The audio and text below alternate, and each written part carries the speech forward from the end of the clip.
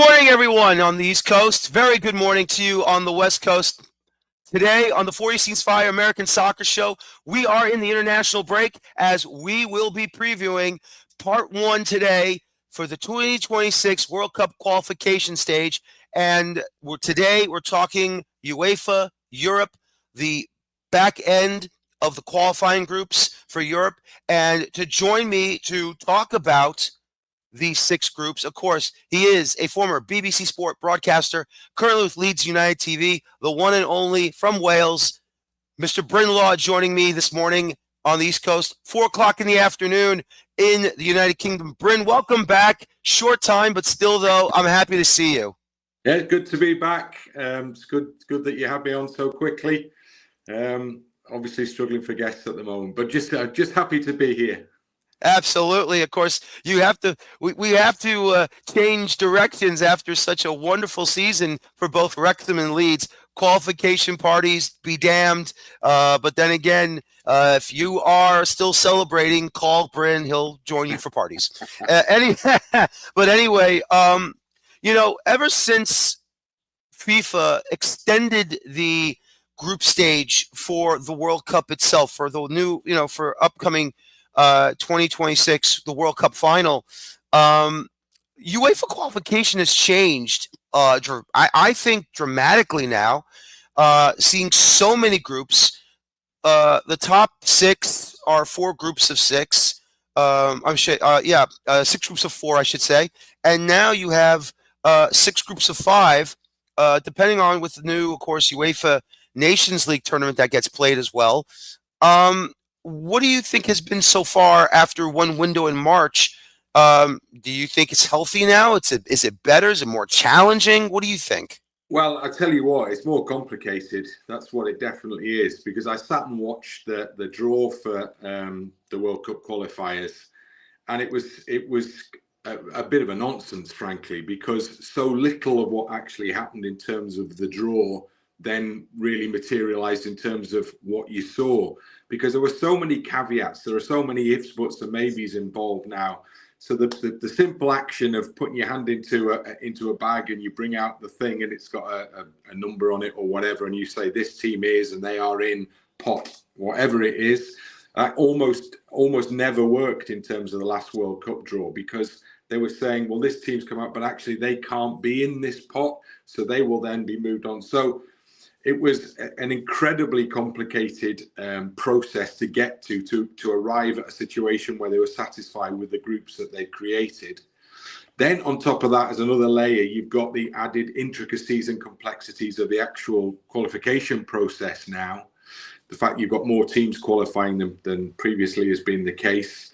And then you've got the actual, the fact that you've got two sets of different size groups, so that one set of groups has already started on its World Cup qualifiers.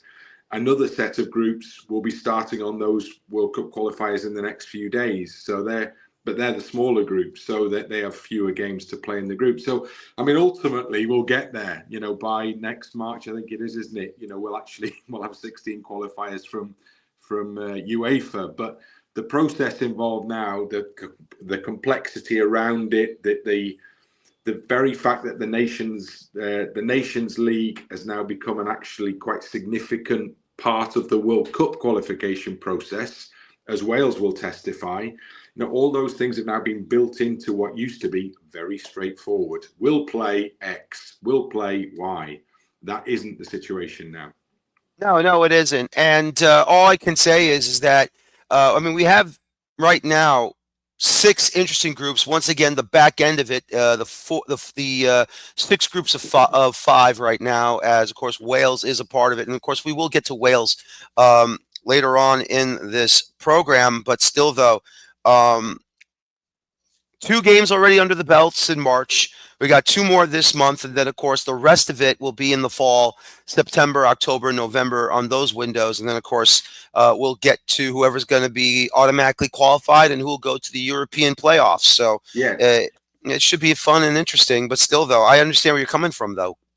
Well, I mean, in a sense now, I suppose it gets a little bit more straightforward. So fundamentally, if you win the group, you qualify for the World Cup. So that's 12 who win their group, who will all be at the World Cup. After that, relatively straightforward, I guess. The 12 runners-up all then go into the playoff situation. But then they are joined in that playoff situation by 4 other teams. This is where it starts to get a bit more complicated, so you might need a pen and paper. But they are joined by, good man, they're joined by 4 other teams who are the best finishing Nations League teams that haven't already qualified for the World Cup. So for my country, for Wales, this is significant because Wales, who are at Group B level in the Nations League, so the Nations League is tiered, so it starts Group A and goes down. So Wales were in the second tier of the Nations League in the last round of matches, but finished top of the group. And that means promotion, because we have international promotion and relegation as well as everything else these days. That means promotion into the top tier, Nations League Group A. But as significantly, because Wales won their group at B, the expectation is that every team in the Nations League groups, in Nations League Group A, I'm confusing myself here now, will qualify for the World Cup, right? So all the strongest teams, who are all the top seeds in all the groups, all 12 are expected to qualify for the World Cup. So what will happen is that the teams that get into the playoffs, those 4 extra slots, the teams that get into the playoffs will be the best performing Nations League teams, and the likelihood is that will fall to Group B. So Wales, as a group winner in Group B, should be in with a more than good shot at getting a playoff slot, whether they finish in second place in the group or not. Obviously, that's the bare minimum that Wales are hoping for from their qualification group. But if they don't manage the second place or the top spot, then there is probably a third way that they maintain a foothold in the competition. When you get to the playoffs, then you've got 16 teams in the playoffs, so it's 8 play 8. So there's a home leg only. So the better qualifying team will get home tie. Actually, that's not right. That comes out the draw. So a home tie in the first game. It's a one-off game, so you play an opponent, and then you get down to 8 left. They all play each other, and the final 4 are the 4 who join the 12 others in the World Cup in 2026. All right, so we'll see what happens, and here we go, rolling the dice once again for UEFA World Cup qualifying. This is the June window preview show, so here we go, Bryn.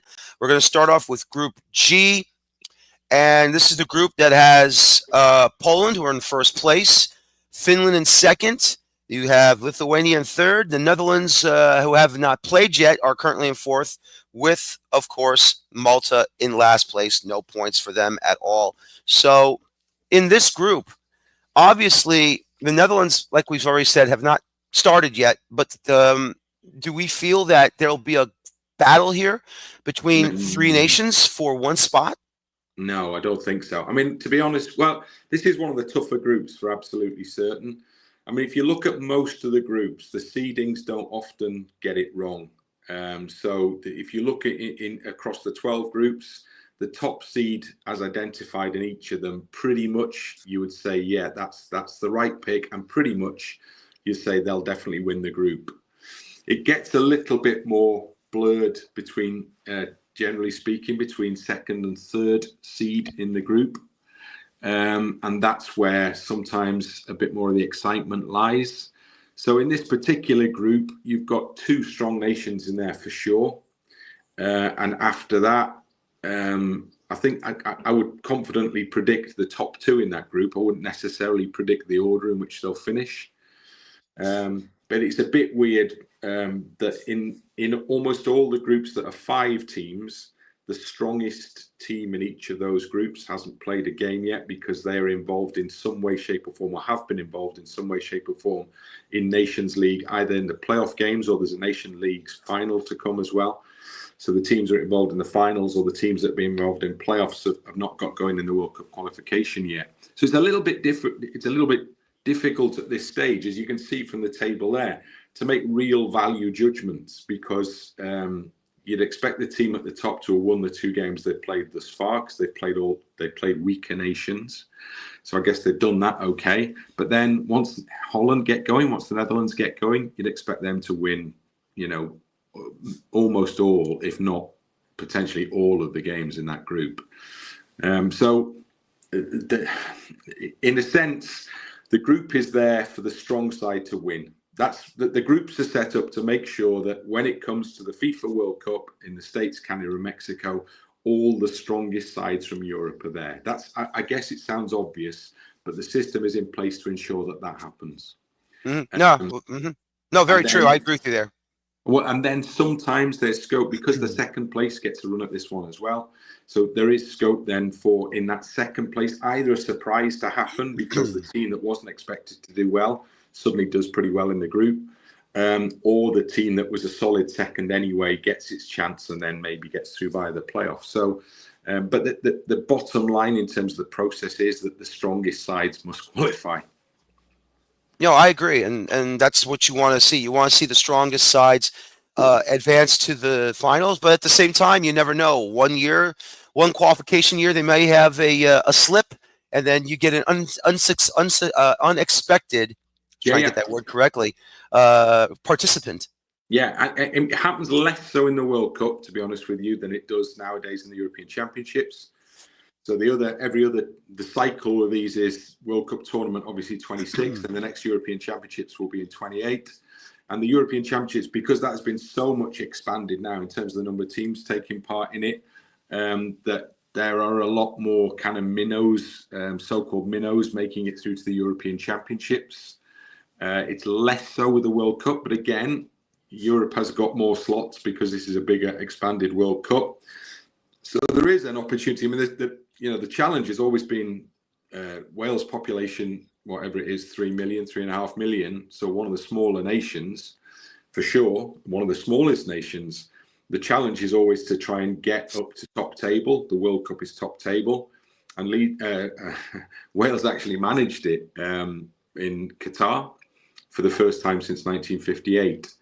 And so the extra potential that's been created through greater numbers of slots or greater routes towards qualification with these playoff matches has been useful to a country like Wales.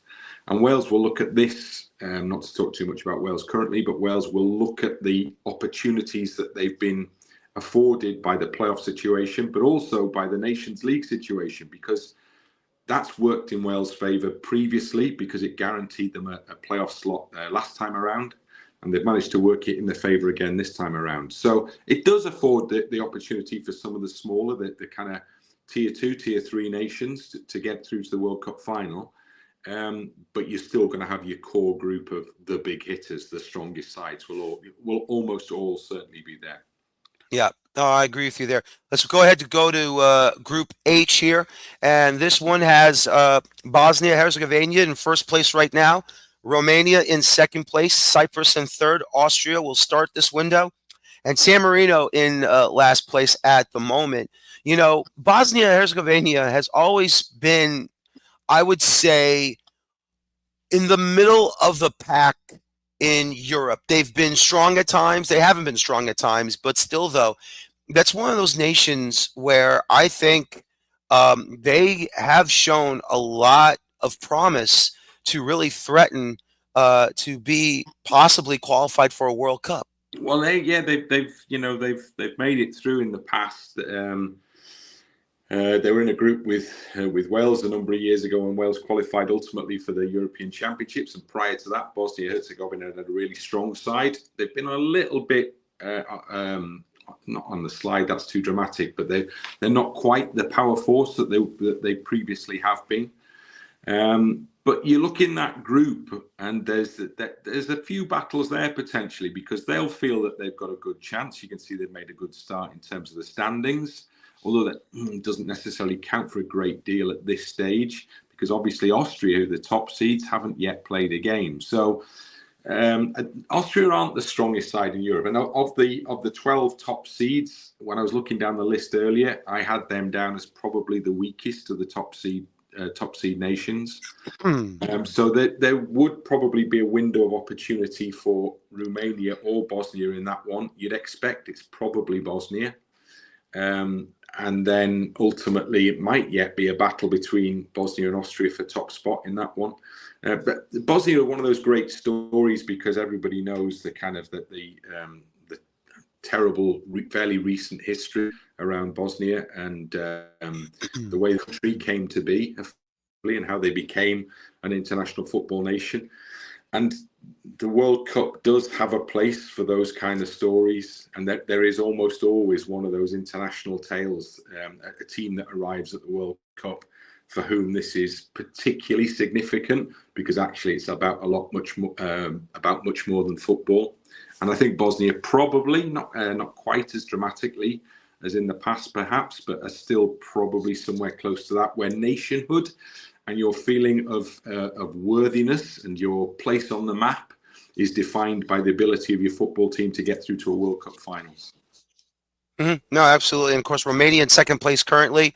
One half of my lineage, I should say, family comes from Romania and Hungary. So, if you ever come down here on holiday to South Florida, Bryn, I will definitely take you to a Romanian restaurant. You're gonna love the mitite. Wow. Yeah, Okay. it's really great. It's just up the road, like 2 towns over from, actually 3-4 towns over from where I live. But I'll definitely take you over there if you ever want to go. It's in Hollywood, Florida. It's one of the very few countries in Europe that I haven't actually been to. So I've done, and that's through watching football. That's through watching Wales games. So because I used to cover all the Wales games for Sky Sports when I was a reporter with them, I was the Wales international correspondent. So I travelled to pretty much all of these countries that we're looking at in the tables now. So I know them all. I know kind of the football stadium and all the rest of it. But Romania, I never managed to get to. So it's still on the list. One to tick off. Good. I hope you'll enjoy Bucharest. It's a very nice city. Okay, now we're going to move on over to Group I. Yes, we skipped over because we haven't we have kind of skipped over. Not yet, actually. GHI. So we have Group I. Norway leading the group with 6 points, obviously, with Estonia in second place, tied for second with Israel with 3. Yep. And Italy has not yet started in this group, but unfortunately for Moldova, they are in last place with 0 points. Well, now, before we talk about Norway and Estonia and Israel, Italy has been in a rut internationally when it comes to the World Cup. They have not qualified for the World Cup these last 2 finals. And even though many have said Italy is one of the top 4 nations in world football when it comes to the top leagues in Europe, of course, top national team, one of the top national teams in Europe. How is it that they are in this rut, and what do you think they need to do to get out of this rut for 2026? It's across club and country, isn't it? I mean, you guys, I'm sure, were watching the Champions League final against PSG, and that maybe gave you a little indication of what the issue is in Italian football. So there are still strong club sides there for sure, but it's a long time since an Italian team won the European Cup now, or the Champions League, if you want to call it that now. And that absolute chasing that they got at the hands of Paris Saint-Germain kind of points to the sort of structural issues maybe around the Italian game in terms of the way that they've not been able to keep up with the leagues in Europe that have perhaps had more money than them. So, Serie A has not been financially as well supported as the Premier League, for instance, in England, or La Liga in Spain, or the Bundesliga. So they have fallen down the pecking order in terms of the club football, and that, generally speaking, will have an impact in terms of the national team as well, I think, because having big players playing in big games from your country is obviously always very useful. So, Ronaldo is a hugely successful club player, and then that transfers very successfully into Ronaldo being a very successful international footballer as well. So if you have a group of those, a good cohort of those, 4, 5, 6, 7 of those people who are all out playing top level games all of the time, that almost always has a benefit for your national side as well. So maybe they've suffered from the fact that Italy has slipped away a little bit in terms of their status as a European domestic league, and you're seeing the kind of sign of that in terms of what happens at international level as well. And it's all about pathways, international football, and I've done quite a lot of work around this. It's about harnessing talent at a very early age and then putting it into a pathway that leads to your national football team. And if you can get a group of players together, because there's a kind of there's a coincidence in terms of success in international football, because if you get a group of players who are all born roughly the same time, who are all exceptionally good, then for that period of time when they come of age, mature, and become internationals, then you're going to have a very good international team. Now, that might only happen once, or it could happen two, but the more players you've got out there who are in your system, the more likely it is that you'll be able to keep the conveyor belt turning and to keep replacing those who leave with something similar sort of quality product. So maybe the supply lines for Italy have not been quite as good either. So you don't see, off the top of my head, you don't see many young Italian players playing in other countries in Europe.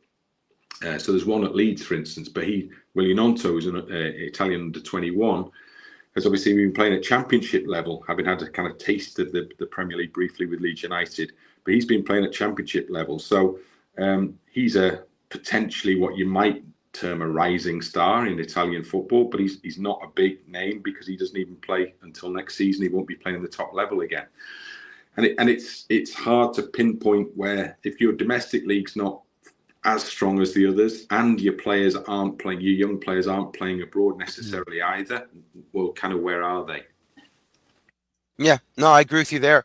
So we'll see what happens with them. Now we can talk about Norway right now. Very strong lead in this group, 6 points. And we got Estonia and Israel tied right now for 3 points, and a big matchup between those two for the second position right now, as they'll play each other June 6th. But I think Norway, I mean, look, Norway is always going to be a strong nation, even though they've had their issues in the past for qualification from the World Cup. I don't even remember them being in a World Cup at all. Probably you've seen them in the past. Want to, tell everyone your age or anything, but I mean, you have Holland, and I mean, he's a tremendous footballer on Manchester City. I mean, what do we see with Norway right now? Well, it's really interesting because he's one of the best players in the world, right? And he's not had his best season, but fundamentally still one of the best players in the world. And yet he plays for one of the smaller nations, and it might be that. It happened in Wales, right? So Ryan Giggs, one of the best known Premier League footballers ever, played for Wales. Ian Rush, one of the best known, most successful strikers, played at Premier League level and played in Europe as well. Mark Hughes, another very, very successful export, played Bayern Munich and Barcelona, as well as Manchester United, Chelsea and various other clubs. All those players, Neville Southall, who at the time was probably the best goalkeeper in the world, all of those players played in the same Wales team. And yet, Wales never managed to qualify for a World Cup in that period. They didn't manage to qualify for anything in that period. So 4 of those players who at their peak were amongst the best in the world never got to do their thing on the World Cup stage. And Erling Haaland, to an extent, faces the same predicament in terms of his national team. This is the difference. I love this bit. This is the difference between international football and club football. And I used to deal with an old Wales manager very regularly, very famous old footballer called John Toshak, who became the Welsh manager. And as he always used to point out, you can't go and sign a player in international football. You've got what you've got. And it's come back to the Italy point again. The group is the group. And so you've got players of differing abilities in that group. So some players in your international group in Norway are never getting a look into an international team in Portugal, say, because they wouldn't be of the required standard because there's that many other players to pick from in Portugal. So you can have these absolute gems, these fantastic players. George Best, one of the greatest players ever, won the European Cup with Manchester United, played for Northern Ireland, never ever got anywhere near to World Cup finals. So never played on, if the World Cup is the biggest stage of all in football terms, and it probably is, never got to play at that level. So the world didn't get to see him play, didn't get to see Giggs play.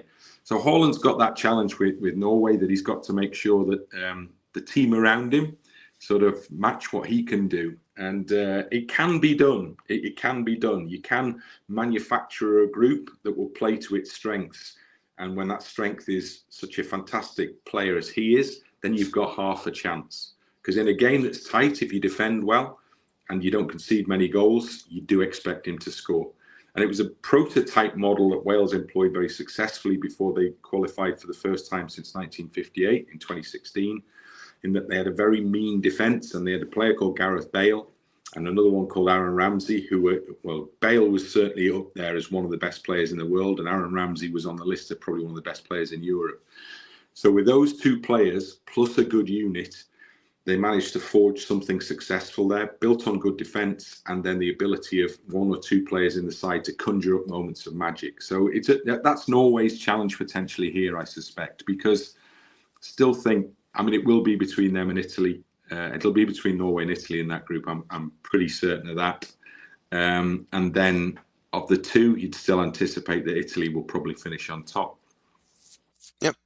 Well, we'll see what happens when they start the qualification process this month. So it should be fun, and can't wait to see what's going to happen. And now we officially will skip over the next group, because once again, I saved the best for last for my guests. But here we go now to Group K, and that involves England, as they are in first place. Second place, Albania with 3 points. Third place, Latvia with, of course, 3 points, but they're at the -2 on the differential, while Albania has a +1. Serbia will be in fourth right now, as they'll start this window, and Andorra in dead last. I don't want to be one of those, but I think let's be honest with ourselves here. I mean, it's a no-brainer who's going to win this group, because it just feels like, and like, again, I'm not trying to blame my friends that live in England. I have you have colleagues in England. I have friends in England. You live in England. You call for an English club, but this feels like the easiest qualification group that England will ever have.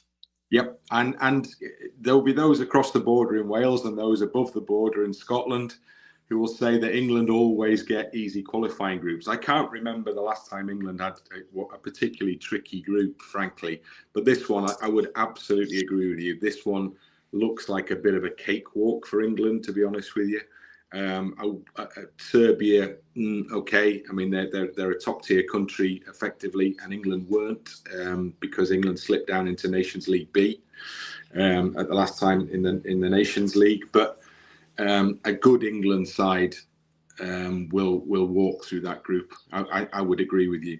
It would take something. I mean, the key games, obviously, frankly, are going to be the games against Serbia.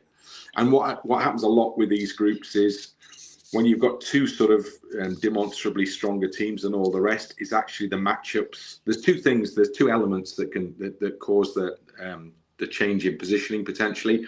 One is the matchups. So Serbia produced 2 great performances against England, or even 1 great performance against England, and suddenly the thing flips in their favour, because pretty much all the other games in the group, in fact, all the other games in the group, looking at that list, you will say they will win every other game in that group. Or they should do. And the other slip up occasionally can be that one of those teams there, that's only there to kind of make up the numbers, but one of those teams there suddenly produces a shock result in one of your qualifiers, and that can be enough to knock you out the running completely. So there is an onus on a team like England, although everyone's going, well, this is easy for them, isn't it? You know, 2 wins from 2 games, 5 goals scored already, none conceded. But there might be one game in there that suddenly is much more difficult than anybody was anticipating, just for one game. And it's happened to, a country like Wales slips up in this manner, has slipped up in this manner a number of times in the past, where the game that you're expected to win, this should be straightforward, suddenly isn't. And then the whole thing unravels, because all the other games you're meant to pick up points in as well. Yeah, exactly. I mean, I mean, unless like you're in an alternate universe, and I am a science fiction guy, just to let you know. So if anything like that ever happens in our universe, they then call me up and say, "Hey, you wouldn't believe what the hell just happened." Just like I couldn't believe there's a new doctor that in Doctor Who, and now they brought back Billy Piper to play the Doctor after Nakuta Gatwa decided to call it quits, which I had no idea that happened. Well, I'm not upset. I'm just shocked. It's only been 2 seasons. well, I'm not. I'm going to have to confess here, Dan, that I'm not a big Doctor Who follower. It's So all right. I've All seen right. something about it, but I'm much better on. I struggle with the World Cup qualifying groups, but Doctor Who, But right, I'll take you right back. John Pertwee, who was one of Yes. the very earliest Doctors. Hmm. I remember him as the Doctor, and then I remember Tom Baker after John Pertwee, and I remember hiding behind the settee at home because it was so scary to watch it used to be on a Saturday evening. Yep. And then after Tom Baker left Doctor Who, that was the end of my involvement with the show, I'm afraid. Darn it. That's about 45 years ago. Some of us just can't grow up, Bryn. I apologize. Some of us just can't grow up. I can't grow up either. I will say this, though. Peter Davidson, who took over for Tom Baker, was my doctor that started the whole thing for me. So Good knowledge. Good that was a knowledge. lot of fun. Yeah, it was a lot of fun. So, okay, next group will be Group L. And this one, I think it's a very, very strong group, I think. Czechia.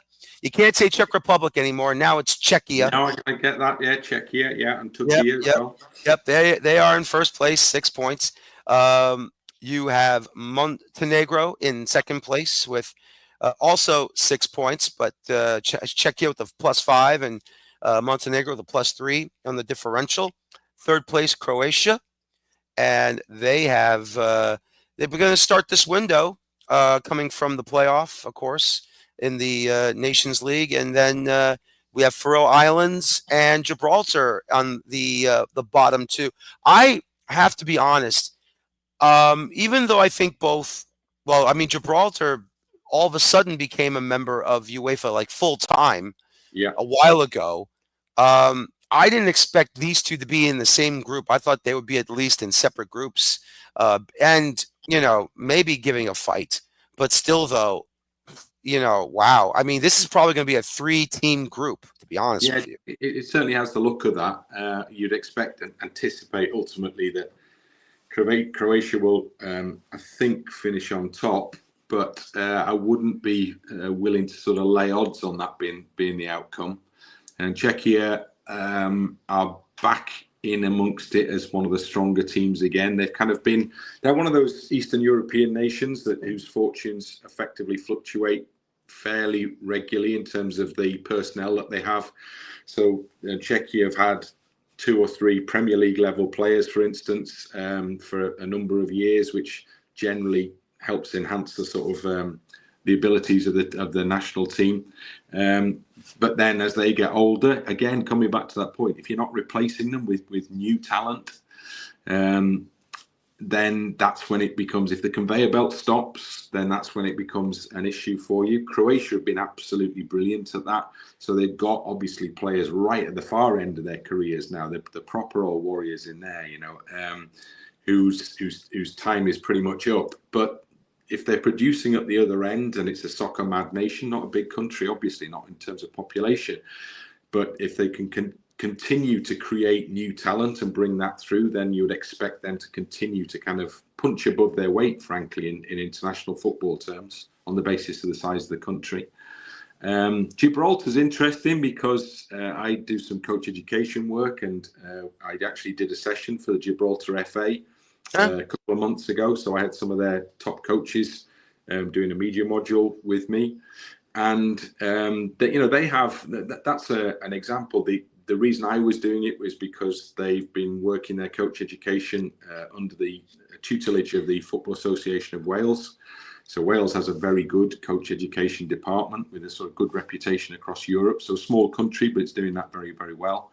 So I work with those guys. So we were brought in to provide coach education for the Gibraltar football coaches, so that will work across the board.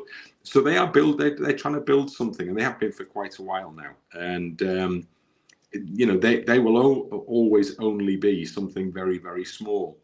So if you imagine, I think back to it now, there's other places as well. I've been to Andorra, for instance, some of these places that are barely blips on the map. Andorra, San Marino is another one. I've been there as well. San Marino, Liechtenstein, who Wales play on Friday. It's the population of a small town, but they have an international team. And I just think, imagine if you were born there and you could devote yourself from an early age. I mean, basically, I think maybe all you'd have to do is keep fit and just be really kind of, fully tuned into playing football constantly. So you wouldn't have to be, what I'm trying to say is you wouldn't have to be any great talent, I don't think, to actually end up playing international football for San Marino, Gibraltar, Liechtenstein.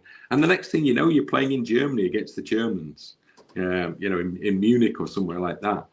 So the opportunity is there for these places with tiny populations. I mean, we're not even talking in the millions or the hundreds of thousands. We're talking in the tens of thousands.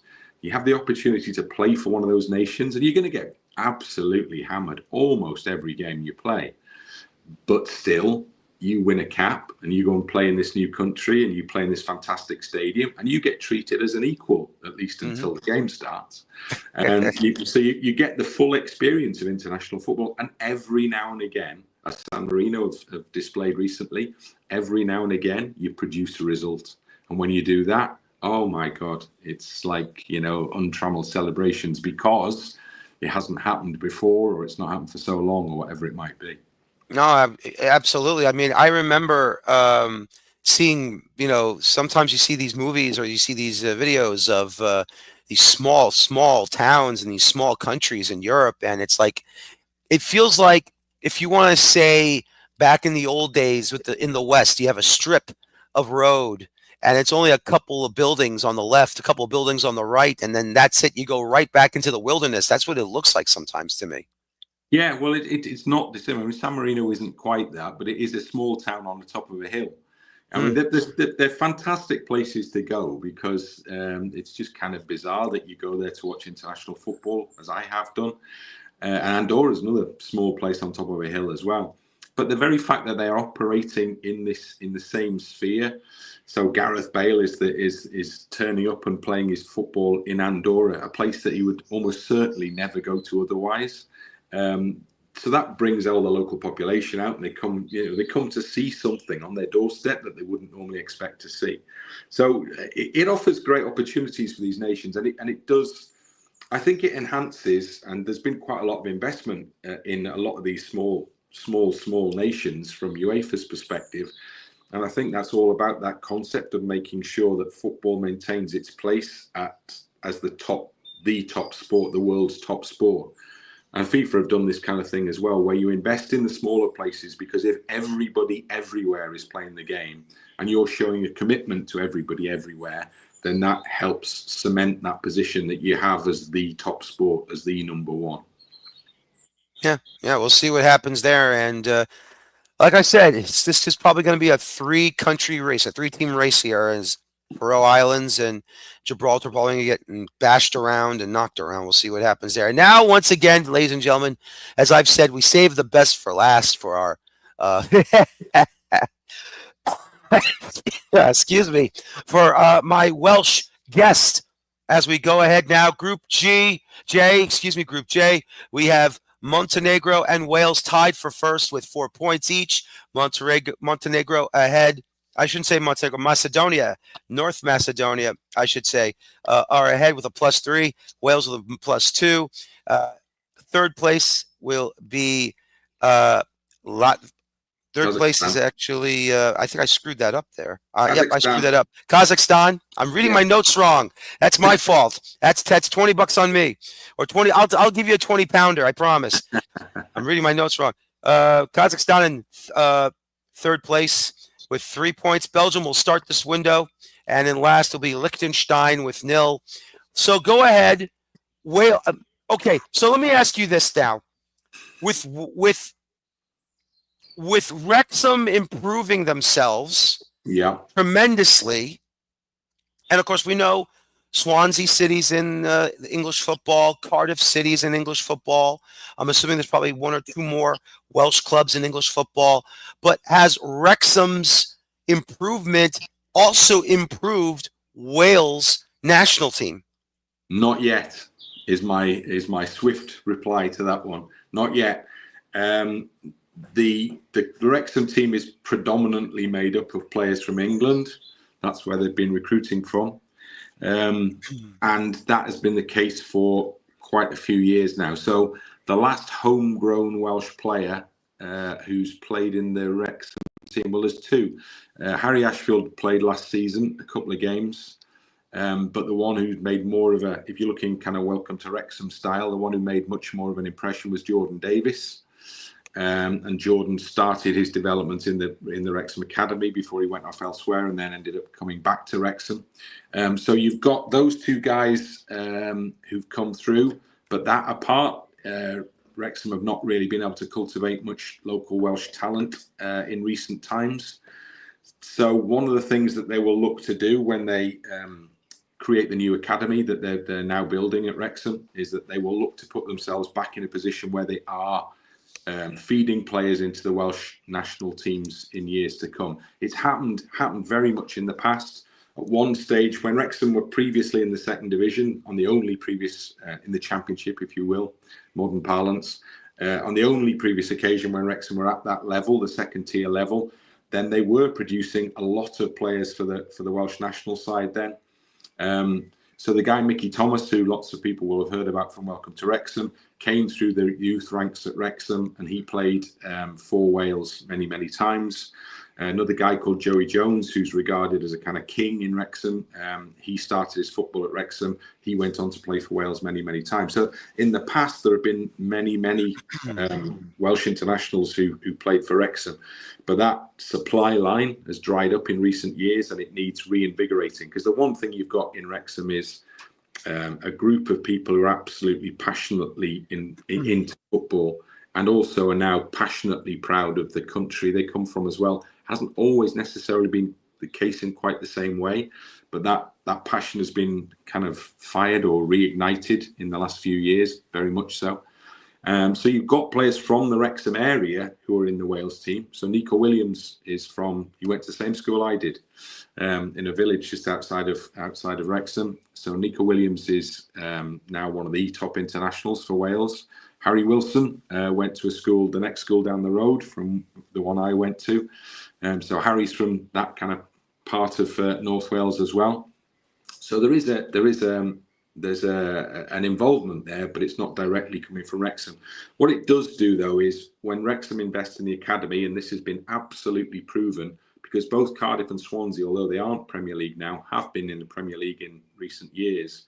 And the money that they earned from extended spells in the Premier League, they invested into their academy, the junior setups. And that has had a really significant impact in terms of the production of young talent in Wales, young footballing talent in Wales, that has then fed through into the national side. So Swansea kind of 6 or 7 of their players, home-produced players, who are now playing for the national team. And that has been a real fillip. Now, the problem is Cardiff have dropped to level 3, to tier 3 now. So Swansea are operating at championship level, have a very good academy. Cardiff also had a really good academy, but the further down the ladder you go, the less straightforward it is to invest the money required to keep that thing going to the level that produces elite players. So it could be that if Cardiff don't come back quickly, that Wrexham may be expected to pick up the cudgel with that one, and that they will need to invest in an academy that will do the job of producing those North Wales-based footballers who will all come to Wrexham, hopefully, rather than go to Liverpool or Manchester United or Manchester City or some of those clubs that are just over the border from Wrexham. But they'll come to Wrexham instead, and then Wrexham will be very much involved in that process of producing talent for Wales again. No, that's amazing, and hopefully that will happen. I know I saw the last episode, the Youth Academy getting a boost, absolutely, from both Rob and Ryan, so that should be exciting and fun. But, North Macedonia, I mean, I feel like they're in a certain territory that we haven't seen from them in a very, very long time, depending on however you call that country, FYR, Macedonia, however Macedonia want to call them. Have they been a shock at this point in time, you think, in this group before Belgium starts? No, I mean, they've improved in recent years. So they qualified for the European Championships for the first time ever. I think it was the last Euros. So they have been getting better. Another country that's kind of a new country. It's a young country. Obviously, again, grew out of the conflict in the Balkans, and so they are finding their identity quite literally. You know, they're still kind of deciding on what the country is to be called. And that North Macedonia title, I think, was adopted fairly recently after speaking to the nation, asking them what term they wanted to use. But the thing I referred to about the potential for you dropping points in games that you're expected to win applies to Wales, because in the last game away against North Macedonia, they should have won the game. So they're a decent side, North Macedonia, but Wales were better and they should have won the game. And yet they conceded a goal from an error in the last couple of minutes. And it looked like they were actually going to lose the game. And then incredibly, they went up the other end of the park and managed to fashion up an equaliser. So there's big celebrations around the equalising goal. But actually, Wales should have been winning that game. And just that one draw in North Macedonia may yet prove significant in terms of the outcome in this group. Because now, Wales should, they play Liechtenstein in the next game in Cardiff on Friday. Obviously, Liechtenstein, tiny place. I think they are, if they're not ranked bottom, they're very close to the bottom in terms of the rankings. So Wales, I'm going to put my neck out here. Wales should win that, right? But then play Belgium away. Now, that's a really interesting game, because Belgium are obviously the top seeds. But Belgium got relegated, nearly got relegated from the Nations League A. They had to play off to stay up, having had a very poor Nations League group last time out. Only won one game, I think. So Belgium, who were a superpower force in terms of the players they had 5-10 years ago, have never quite lived up to anybody's expectations in terms of what they had available, the talent they had available. And they haven't got quite as much of that talent available now as they had then. Players playing at top clubs in top leagues, there's not quite as much example of that now. So they'll be very good, but it remains to be seen whether they're the same kind of power force that they were. And Wales have a ridiculously good record against Belgium. And that was most famously shown in the 2016 European Championships quarterfinals, when Wales played Belgium, having Wales surprised everybody to get through to the quarterfinals, but then came up against Belgium, played in Lille, which is just across the border from Belgium. So I was there. There were about 40,000 Belgium fans there and probably 15,000 Wales fans. And Wales won 3-1. And Belgium was shocked. And that was the classic example of this fantastic Belgian team with all these great footballers in it, just couldn't do it. And up against a well-organised side with a couple of star players in it that Wales had, they were beaten. And so Wales have had that little thing over Belgium in recent times, and long may it continue. Hopefully, because I'm going over to Brussels at the weekend, so I'll be there for that one. As much for the Belgian beer as anything else, but Wales have to get a result. If Wales get a result there, then the possibilities are endless. It's a shame, because I had this. There was this once great Belgian place in Manhattan on the Lower East Side. They had 4 locations in Manhattan. It was called. It's called, in English, it's Little B, but in French, Petite Abbé. Right. So I have my certain love of Belgian fruit beer called Lindemans that I love so much. Oh yeah, I know the stuff. And the best thing about Belgium is they make their drinking glasses in certain designs to help their product, I guess, drink more comfortably for you. I have tons of drinking glasses from Lindemans in my kitchen cabinet right now. So I think I have like 5 or 6 of them. It's unbelievable. They're really cool. Well, there's a bar I'm looking forward to in Brussels. I'm just going to turn the power on here. So excuse me 1 second. No worries. We're on. We're powered up again. There's a bar I'm looking forward to visiting in Brussels called the Delirium Tremens Bar. And Delirium Tremens is the pink elephant beer. Yes. I know. Oh God, there was a show long time ago called Three Sheets. This American goes all around the world and gets hammered. And at the end of every episode, he finds a hangover cure, whether it be eating, I think he went to the Brains Brewery in Wales. Okay, yeah, no longer Yep, there. and I guess he had a Welsh breakfast to get the hangover cure out of him. Which, oh God, if you ever come over, I swear to God, I have I don't know, DVD players are dead now. Unfortunately, I have to probably get something just so you can watch it with me. You'll love it. I swear to God, It it's sounds like my kind of show, that's for sure. It was my kind of show too. I don't know if it's on Hulu. Maybe you can check it out on Hulu or YouTube. You can probably check out an episode, but if they haven't been purged already. But still, though, the guy was unbelievable. Zach Lamfrey, I think his last name was. But oh man, he went to the Brains Brewery, and he was, you have the product manager always testing every single spout, every single keg of Brains beer, and it's like, yeah, I don't know, this one doesn't taste good. I have to try this. I have to try this one again. Make sure it's up to standards. Well, I'm looking forward to that Delirium Tremens bar visit because I did it after the last time. The last time Wales played in Belgium, when people were allowed into the stadium. Yep. I think this is right because Wales have played Belgium quite a lot. Wales almost always seem to come out in a draw in these qualifiers against Belgium. It's happened so many times in recent groups.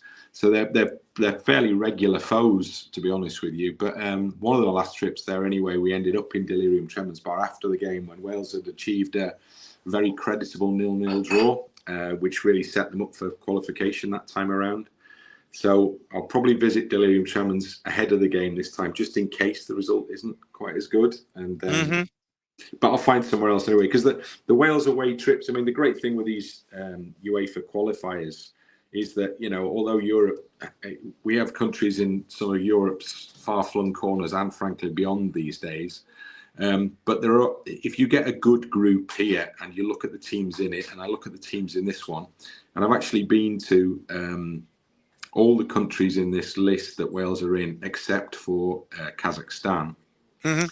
And they're one of the more recent teams that have joined the UEFA group.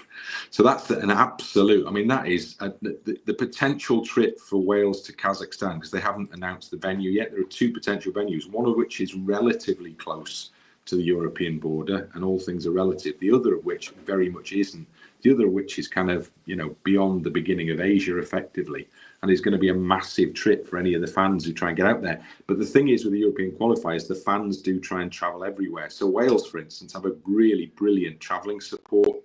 So wherever they go and play, whether it's Kazakhstan or whether there's 4,500 Wales fans going to Belgium at the weekend. But if it was Kazakhstan, there'd be a couple of thousand out in Kazakhstan as well. People go everywhere, and it's a fantastic opportunity. It's how I've got to see Europe, is through watching football. So I was working for most of those trips, so somebody's paying me to do it. But the fans will go as an opportunity to see and experience, sample new things, new places, and it's. International football is much maligned, and a lot of people, I think, see it as a distraction these days.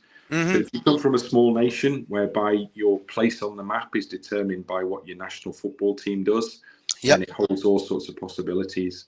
And so there's palpable excitement around a team that's doing well, a small nation that's doing well in the nation. It becomes something very, very important. And these trips with Wales are something that I've been doing since I was 21 years old. I'm now 55, just to reveal. There's an age for you. And I'll be 56 in the next couple of weeks. So I've been travelling to watch Wales for a lot of years now, 35 years. This is going to be now since my first trip. And I'll meet people on the trips who've been doing it even longer than I have. And so it's like a community. The Scottish have it, the Tartan Army, who go everywhere in huge numbers. And they go, and often your football team's not particularly good because this is international football. And if you're in that down cycle, then your team's not very good, but you kind of go anyway. And it's an excuse to have a couple of 2 or 3 days away somewhere different and drink a lot of beer, generally speaking, eat some new food and meet some new people. Great opportunity.